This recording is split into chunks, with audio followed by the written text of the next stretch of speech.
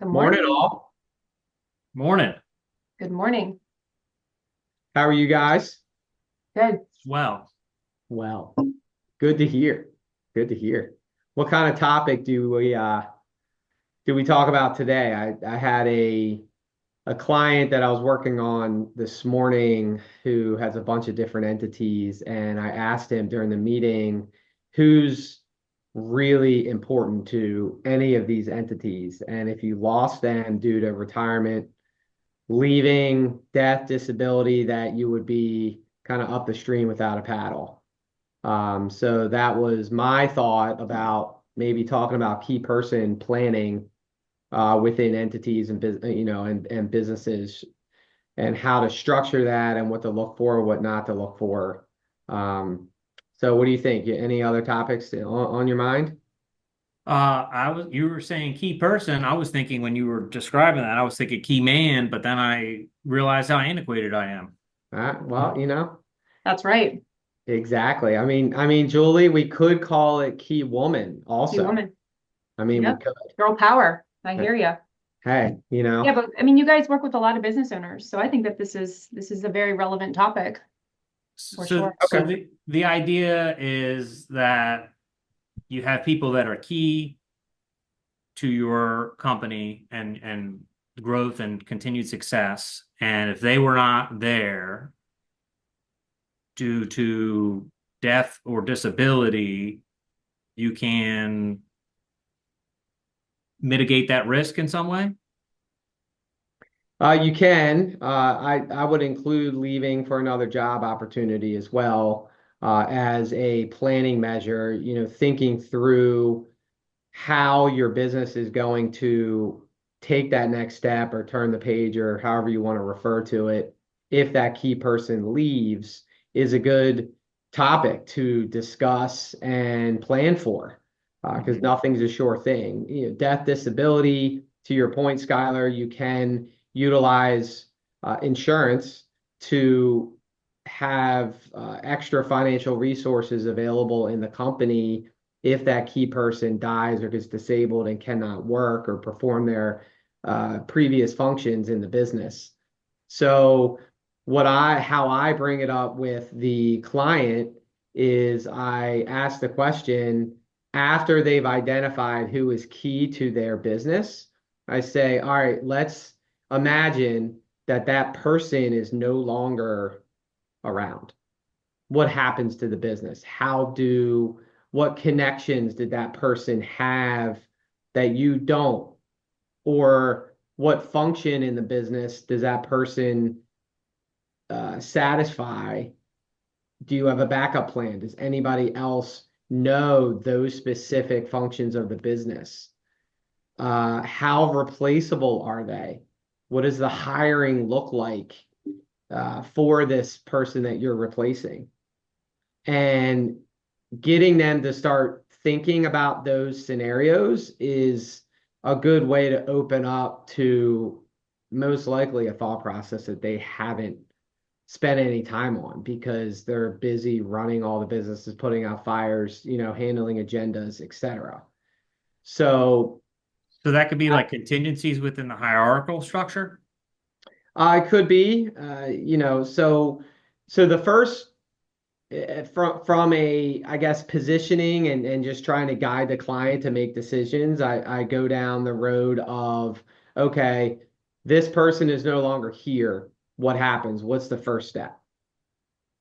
And let them answer whatever that first step would be. Okay, what's the second step? What would you do? Who do you need to notify? Um, are there specific people, vendors, advisors, et cetera, that they're working with? And what I'm trying to do is figure out what needs to be done now while that key person is still within the organization. And from there, it's setting up action items to complete while, well, before you have to deal with that person not being around. And that hopefully will set them up for success or not as much pain in the future.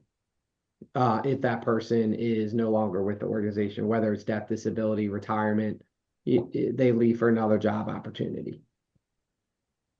Okay. So, And every uh, situation is different. So every person that you meet with probably has a different action plan, and you're just there to kind of help guide them, provide them suggestions, and so forth.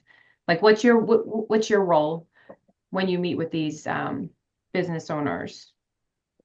well, why don't Skylar take a little bit? So one of the options, or the two from a financial, which we haven't. I talked about the contingencies and Right. how the business continues and what needs to be done while that key person is there. So Skylar, you mentioned death or disability. There is an option to fund this and take on the risk that, on the business itself, from a cash flow standpoint, or you can defer that risk to an insurance company.